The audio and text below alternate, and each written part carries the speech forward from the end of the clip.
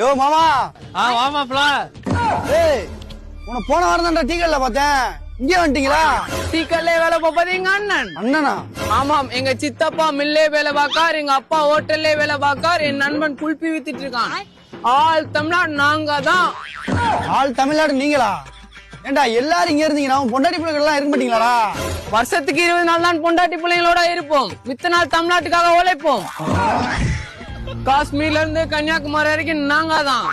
நீங்க இப்படியே பேசிக்கிட்டு இருங்க. உங்களால தமிழ்நாட்டுக்குள்ள 3ஆம் உலக போர் வரப்போகுது. யோ யாரு அந்த அரக்கருக்கெல்லாம் வேலை சேர்த்தா? அரக்கருக்கா? காலையில 6 மணி ஆச்சுன்னா நீங்க வேலைக்கு வரண்டா. நீ ஒன் சாப்பிட போய் படுத்துக்கிற. இங்க யாரா வேலை வைப்பா? அந்தாண்டா வேலை வைப்பா. அவன் பொண்டாட்டி பிள்ளைக்காண்டி ராப்பகால உழைச்சிக்கிட்டு இருக்கான். நீ உன் பொண்டாட்டியை வேலை பார்க்க விட்டு அந்த காசுல வாங்கி குடிச்சுக்கிட்டு இருக்க.